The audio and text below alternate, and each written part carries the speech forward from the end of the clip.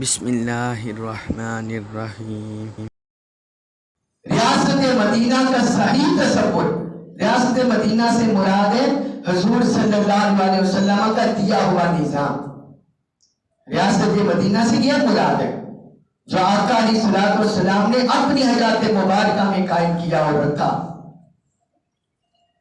ریاست مدینہ کا جو نظام حضور صلی اللہ علیہ وسلم نے اپنی حیات میں ہمیں دیا، اگر وہ ہم صحیح روح کے ساتھ دیکھتے ہیں تو وہ ہمیں خلفاء راشدین کے ادوار میں نظر آتا ہے، خلفاء راشدین کے ادوار میں نظر آتا ہے۔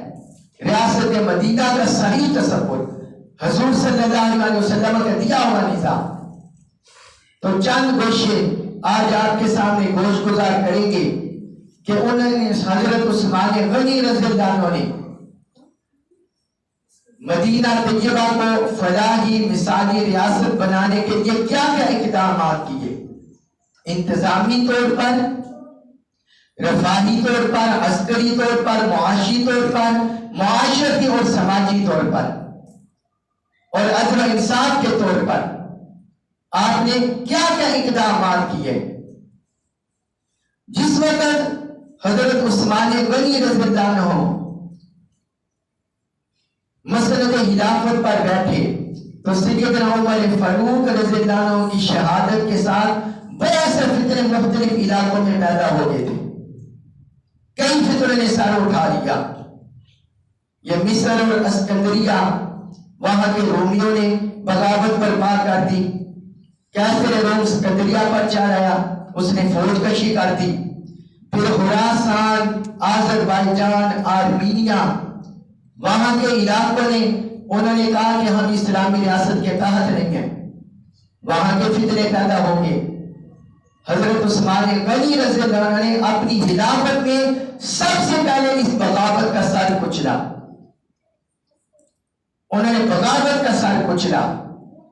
اور پھر جب ہم آپ کی دیکھتے ہیں خلافت، اس میں آپ ڈکٹیٹرشپ نہیں تھی، آمرانہ نظام نہیں تھا۔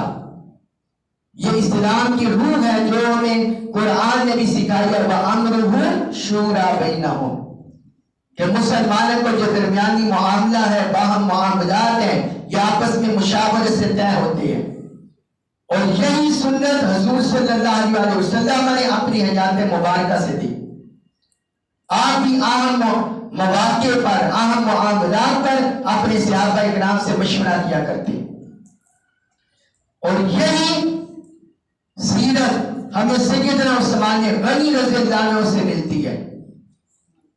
وہ بھی اہم معاملات پر صحابہ کرام سے مشورہ کیا کرتے تھے۔ ایک مرتبہ آپ جس وقت خلافت پر بیٹھے، حضرت عمر کے ساتھ رہتے تھے عبید اللہ بن عمر، ان پر قتل کا مقدمہ آپ کے سامنے پیش ہو گیا۔ قتل کا مقدمہ بڑا حساس تھا، تو آپ نے صحابہ سے فرمایا اشیروا علیہ فی ھذا، فرمایا مجھے اس بارے میں مشورہ دو کہ اس بارے میں کیسے حل کیا جائے، کیا اس میں جھوٹ کا عمل دخل ہے یا ان پر واقعتاً ہوا ہے۔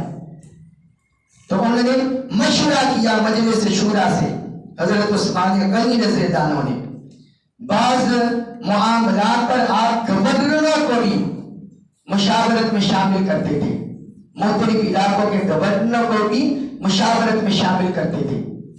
جب صوبائیوں نے اور بلبائیوں نے آپ کے گھر کا محاصرہ کیا تو حضرت عثمان غنی رضی اللہ عنہ نے اس وقت ایک بڑی مشاورت اجلاس طلب کیا، مشاورت بڑی بلائی، جس میں گورنر بصرہ بھی حضرت عبداللہ بن عامر، مصر کے گورنر حضرت عبداللہ بن سعد بن ابی سرح، کوفہ کے گورنر سعید بن عاص، اور شام کے گورنر حضرت معاویہ بن ابی سفیان رضی اللہ عنہ نے شرکت کی۔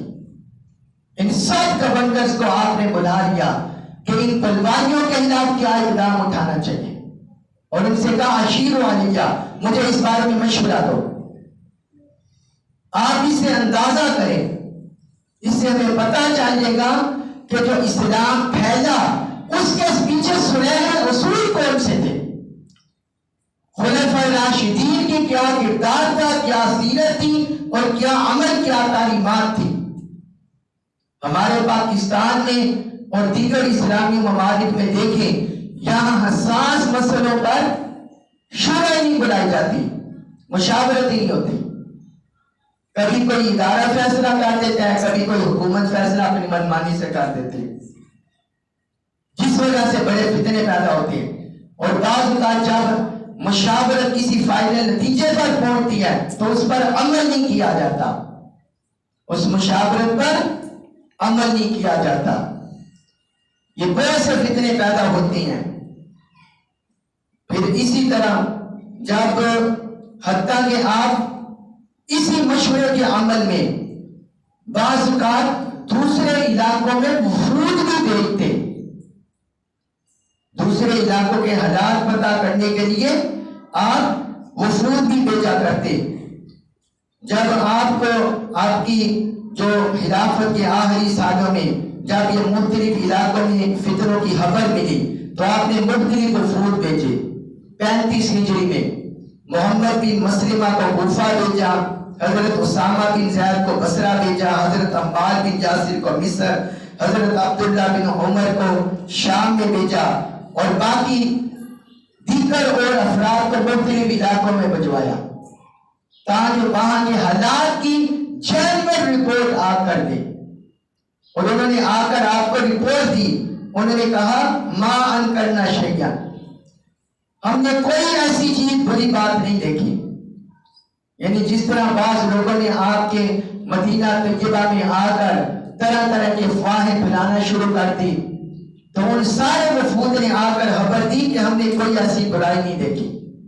وَلَا أَنْكَرَوْا أَعْلَامُ الْمُسْلِمِينَ وَلَا عَوَامُهُمْ، عام اور حواس مسلمانوں میں کوئی ایسی برائی نہیں دیکھی کہ مختلف گورنروں کے بارے میں جو لوگوں نے افواہیں پھیلا دی تھی، فرمایا ہم نے نہیں دیکھی. اور انہوں نے یہ بھی آگے کہا کہ مسلمانوں کا معاملہ ٹھیک چل رہا ہے. أَلَا أَنَّ أُمَرَاءَهُمْ يَقْسِطُونَ بَيْنَهُمْ وَيُقَوِّمُونَ عَلَيْهِمْ، وہاں کے عمراء انصاف پر عمل پیرا ہے اور وہاں کی ذمہ داریاں نبھا رہے ہیں. یہ انہوں نے رپورٹ آ کر حضرت عثمان غنی رضی اللہ عنہ کو آ کر پیش کی. اس طرح وہ سارے ملک کے حالات سے خبر رکھتے تھے حضرت عثمان غنی رضی اللہ عنہ.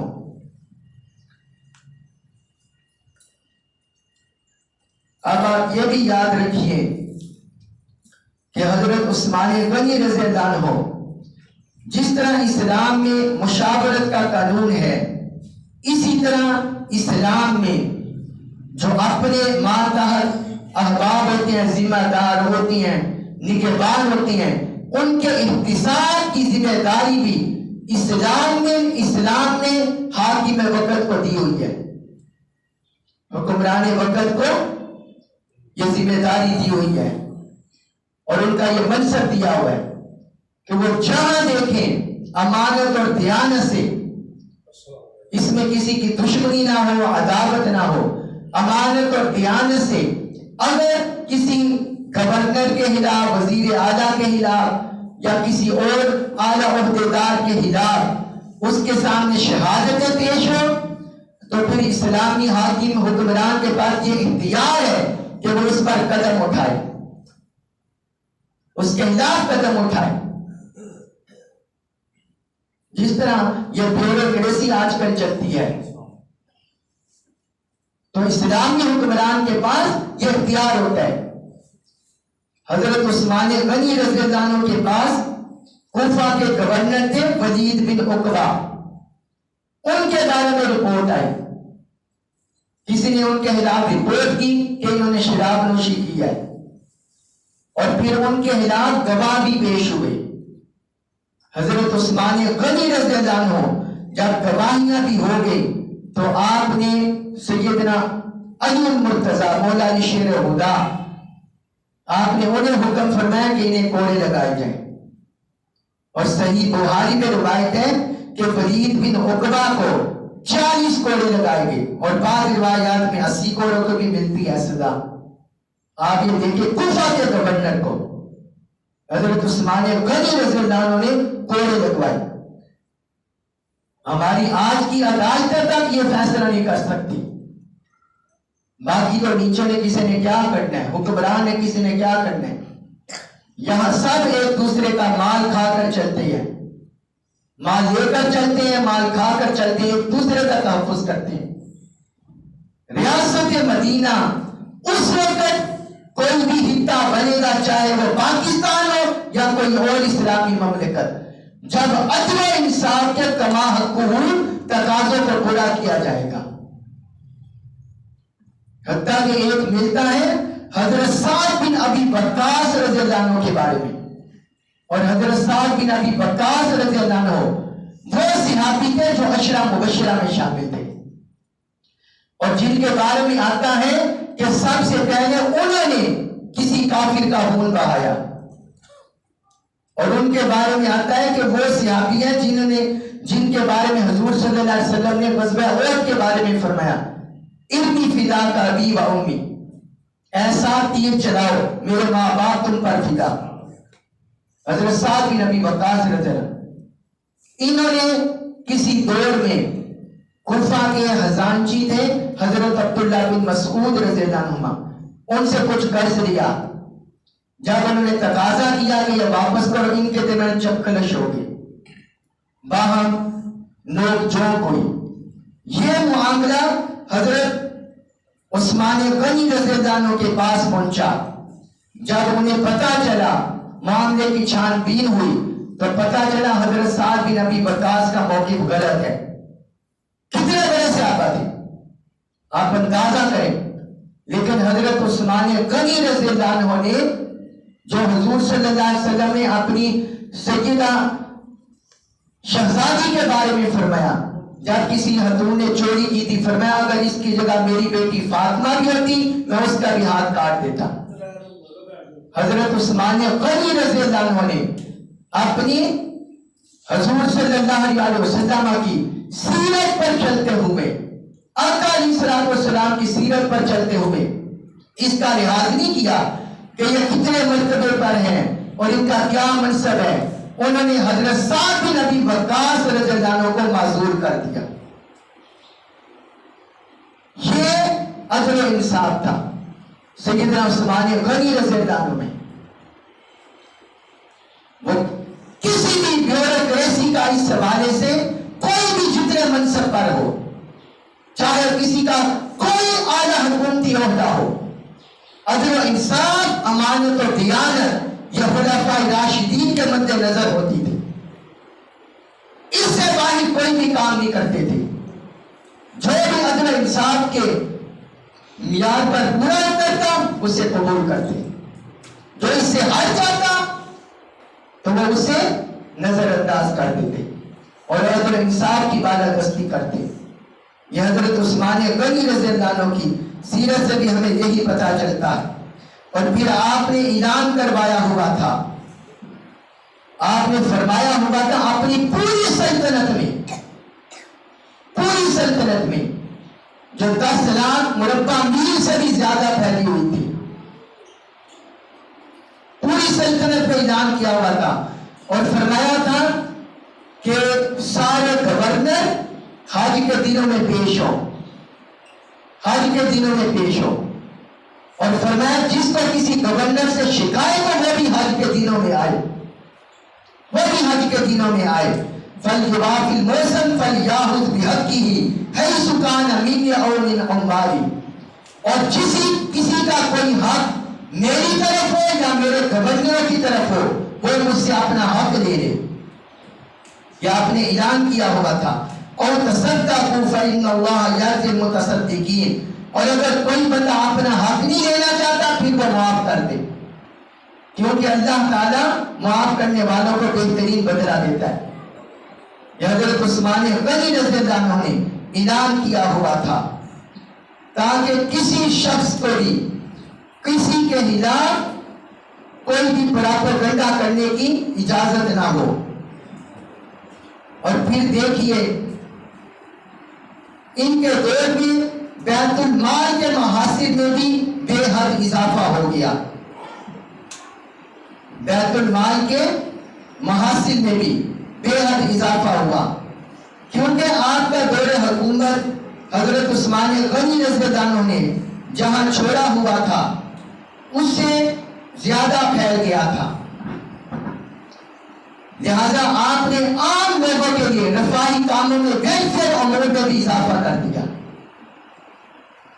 حضرت عمر فاروق رضی اللہ عنہ کے دور میں جیسے لوگوں کے رفاہی امور سر انجام پاتے تھے، لوگوں کی ویلفیئر ہوتی تھی، لوگوں کی ضروریات پہ پوری کی جاتی تھی، حضرت عثمان غنی رضی اللہ عنہ کے دور میں اس سے بڑھ کر اضافہ ہوا، اس سے بڑھ کر اضافہ ہوا۔ اور کہتے ہیں کہ اس دور میں مدینہ طیبہ میں اتنی مالی فراوانی ہوئی، حضرت عثمان غنی رضی اللہ عنہ کے دور میں اتنی خوشحالی کا دور آیا اور لوگ اتنے خوشحال ہوئے، مالی وسعت نصیب ہوئی، مالی فراوانی نصیب ہوئی۔ اس دور میں یہ عالم ہو گیا کہ ایک ایک گھوڑا وہاں ایک لاکھ درہم میں فروخت ہوتا تھا۔ آپ اندازہ کریں کہ کتنی زیادہ مالی فراوانی لوگوں کے درمیان آئی۔ ایک گھوڑا کتنے میں 1,00,000 درہم میں فروخت ہونے لگا، لوگ اتنے خوشحال ہو گئے، لوگوں پر کوئی مالی بوجھ نہ تھا، ہر ایک کے پاس آج کے دور کے لحاظ سے لاکھوں کروڑوں روپے ہو گئے، اکثریت کے پاس، یعنی ایسے مالی خوشحالی کا دور آیا۔ وہ اپنے پاس مال سنبھال کر نہیں رکھتے تھے، بلکہ جو اپنی اسلامی ریاست مدینہ طیبہ کی ریاست کے عوام پر خرچ کرتے تھے۔ ہمارے حکمرانوں کے پاس مال آتا ہے تو یہ اپنی تجوریاں بڑھتے ہیں، اپنے محلات بناتے ہیں، اپنی پراپرٹی خریدتے ہیں، دیگر ممالک میں اپنے بینک بیلنس بڑھاتے ہیں، اپنے کاروبار بڑھاتے ہیں، اور سیدنا عثمان غنی رضی اللہ عنہ اور تمام خلفاء راشدین وہ عوام پر جتنا زیادہ مال آتا اتنا ہی خرچ کرتے، اتنا ہی زیادہ خرچ کرتے۔ ان کے بارے میں امام حسن بصری وہ فرمایا کرتے تھے، لوگوں ما یاتی علی الناس یوم الا وهم یقتسمون فیہ خیرا، لوگوں پر جتنا زیادہ مال آتا ہر روز لوگوں میں تقسیم ہوتا رہتا، جتنا بھی مال ان کے پاس آتا لوگوں کے درمیان تقسیم کیا جاتا۔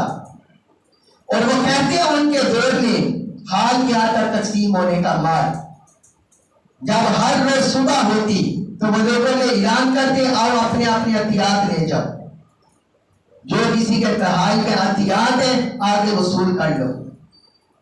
پھر بعد میں اعلان ہوتا کہ اپنے آگے روز کے جو ڈیلی اخراجات ہیں وہ لے جاؤ، حکومت کی طرف سے اعلان ہوتا اپنے ڈیلی اخراجات لے جاؤ، جو تمہاری ضروریات ہیں وہ لے جاؤ۔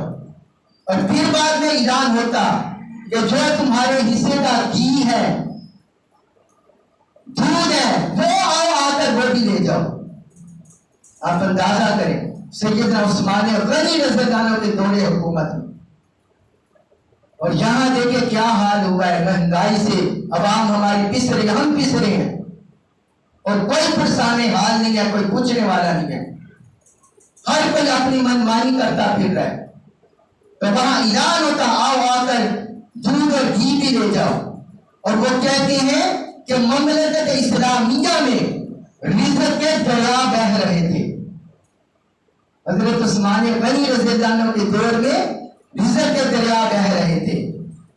اور پھر وہ کہتے ہیں، امام سیوطی نے لکھا ہے تاریخ الخلفاء میں، وہ کہتے ہیں کہ جب اتنا زیادہ خزانہ آیا تو انہوں نے بیت المال کی تبدیل کروائے، اور ہر آدمی کو 1,000 تھیلی ملتی تھی، 1,000 تھیلی، اور ہر تھیلی میں 4,000 اوٹیا ہوتا تھا۔ 4,000 اوٹیا کا مطلب ہے ہر بندے کو 1,60,000 درہم ملتے تھے، 1,60,000 درہم۔ یعنی جتنی زیادہ اسلامی مملکت پھیلی، ریاست مدینہ پھیلی، جتنا مال آیا انہوں نے اپنے لیے، اپنی اولاد کے لیے، اپنے دوستوں کے لیے سنبھال کر نہیں رکھا، عوام میں تقسیم کر دیا۔ عوام میں تقسیم کر دیا۔ 1,60,000 درہم ایک تھیلی میں ہوتے تھے، اور پھر انہوں نے جو وظائف اور روزینے انہیں ڈیلی کے خراجات دیے تھے اس میں بھی 100 درہم فی کس کا اضافہ کر دیا۔ یہ تاریخ طبری میں یہ واقعات ہیں، تاریخ ابن کثیر میں ہے، تاریخ الخلفاء میں ہے، یہ سارے واقعات وہاں درج ہیں۔ حتیٰ کہ رمضان المبارک میں لوگ ان سے کہتے ہیں کہ آپ یہ درہم و دینار تقسیم نہ کریں، لوگوں کو کھانا کھلا دیا کریں۔ وہ کہتے ہیں نہیں، وہ کہتے ہیں لوگ جب اپنے گھر میں بیٹھ کر کھائیں گے زیادہ اچھے طریقے سے کھا سکیں گے۔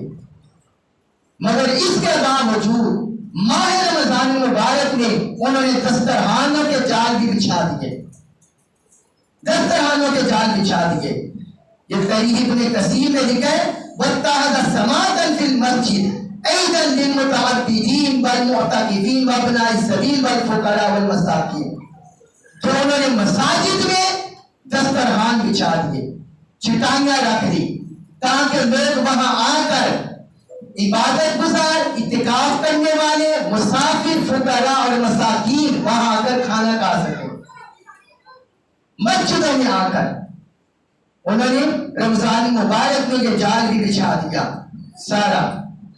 اور چونکہ مدینہ طیبہ میں آپ کو پتہ ہے پانی کی قلت تھی، آج بھی ایسے صحرائی علاقے ہیں، تو حضرت عثمان غنی رضی اللہ عنہ نے کئی کنویں اور کئی چشمے خرید لیے اور جاری کروا دیے۔ ایک بیر عریض کا کنواں تھا، وہ انہوں نے خریدا اور اسے فقراء اور مساکین کے لیے وقف کر دیا، بیر عریض کا کنواں۔ پھر نجد کے راستے میں مدینہ طیبہ سے تقریباً 24 میل دور وہاں انہوں نے ایک کنواں کھدوایا جس کا نام بیر صائب رکھا، بیر صائب کے نام سے۔ مدینہ طیبہ سے نجد کی طرف 24 میل دور بیر صائب کے نام سے کنواں کھدوا دیا کہ جو لوگ جو مسافر یہاں سے گزرتے ہیں یا یہاں کے ارد گرد رہنے والے انہیں پانی کی کمی نہ ہو، پانی کی قلت نہ ہو۔ انہوں نے پانی کی ضرورت کو اس طرح کو۔ پھر مدینہ طیبہ نے بھی ایک انہوں نے مزید کنواں کھدوایا، بیر عریض، بیر صائب، مدینہ طیبہ میں۔ حتیٰ کہ عراق حاجیوں کا ایک پڑاؤ تھا فیض کے مقام پر، وہاں انہوں نے چشمہ جاری کروا دیا، پانی کا چشمہ۔ اور ایک اور بڑا اہم کام حضرت عثمان غنی رضی اللہ عنہ کے دور میں ہوا۔ مدینہ طیبہ کے اطراف میں جب بارشیں ہوتی تو اس کے کچھ علاقے نشیبی تھے، تو ارد گرد کی وادیوں میں جب بارشیں ہوتی تو وہاں کا پانی سارے نشیبی مدینہ میں آ جاتا۔ حضور صلی اللہ علیہ وسلم نے اپنی حیات مبارکہ میں بھی اس کا اظہار کیا تھا، فرمایا کاش یمسک حتی القعدین ثم یرسل الاعلی الی الاسفل، کاش ان وادیوں کا پانی ٹہنوں تک روک کر باقی دوسرے نشیب کی طرف بہا دیا جائے۔ حضرت حضور صلی اللہ علیہ وسلم نے اظہار کیا تھا، مگر ابھی تک کوئی اس کا باقاعدہ انتظام نہیں ہو سکا تھا۔ حضرت عثمان غنی رضی اللہ عنہ کے دور میں جب اسی طرح سیلابی پانی کا خطرہ لاحق ہوا تو انہوں نے وہاں ایک نہر کھدوا دی، وہاں ایک بند بنوایا، مدینہ طیبہ سے باہر ایک بند بنوایا اور وہاں سے ایک نہر جاری کروا دی تاکہ جب سیلابی پانی آئے تو وہ بند پر رک جائے اور نہر کے ذریعے دوسرے علاقوں کی طرف چلا جائے۔ اسے بولا جاتا ہے بند مہروز، یہ انہوں نے وہاں بنوا دیا۔ اور آپ پاکستان کا حال دیکھیں، یہاں ہم نے کیا دیکھ رہا ہے، یہاں نشیبی علاقے کیا، بلائی علاقے کیا۔ نشیبی علاقے تو پانی میں ڈوب ہی جاتے ہیں، تو باقی بھی جب بارش ہوتی ہے پورے شہر پانی میں غرق ہوتے ہیں، پانی میں ڈوبے ہوتے ہیں۔ کراچی کا حال دیکھیں، دوسرے علاقوں کا حال دیکھیں، بلوچستان کا، خیبر پختونخوا، پھر پنجاب، کتنی سیلابوں سے تباہی ہوتی ہے۔ اور پاکستان کو بنے 70 سال سے زائد ہو گئی ہیں، اتنی ان حکمرانوں کو غیرت نہیں آئی اور عوام کا احساس بھی دار نہیں ہوگا کہ ہم عوام کے جان و مال کا تحفظ کر سکیں، کوئی پائیدار منصوبے جاری کر سکیں۔ نہ یہاں زمینوں کی قلت اور نہ یہاں کسی اور قدرتی ذرائع کی قلت. اللہ تعالیٰ نے ہر چیز سے ہمیں نواز رکھا ہے. اور پھر جو اللہ معاف کرے جو صحرائے تھر میں اور صحرائے چولستان میں ہوتا ہے گرمیوں میں, پانی نہ ملنے کی وجہ سے کتنے بچے بھوکے مر جاتے ہیں, کتنی عوام تنگ ہوتی ہے, لوگ بے حال ہوتے ہیں, جانور بے حال ہوتے ہیں, بدحال ہوتے ہیں. حضرت عثمان غنی رضی اللہ عنہ نے یہ سارا تدارک کیا. یہ ہے ریاست مدینہ کا تصور جو سیدنا عثمان غنی رضی اللہ عنہ اور باقی خلفائے راشدین کے دور میں ہمیں نظر آتا ہے. حتیٰ کہ مسجد نبوی کی تغییر بھی, اس کی توسیع بھی آپ کے دور میں ہوئی. مسجد نبوی کی توسیع بھی آپ کے دور میں ہوئی. آپ نے اس کو لمبائی میں 20 گز اور چوڑائی میں 30 گز تک اضافہ کیا. مسجد نبوی کی تعمیر ہوئی, روشنیوں کا انتظام ہوا مساجد میں. حضرت عثمانیہ حضرت عمر رضی اللہ عنہ کے دور میں جاری ہوا, آپ نے اس کو برقرار رکھا. مساجد کا انتظام بھی اور جنت البقیع کا وستار, یہ بھی آبادی میں اضافے کے ساتھ اس کی جگہ کم پڑ گئی تھی. حضرت عثمان غنی رضی اللہ عنہ نے ارد گرد کے گائے خرید کر جنت البقیع میں بھی اضافہ کیا.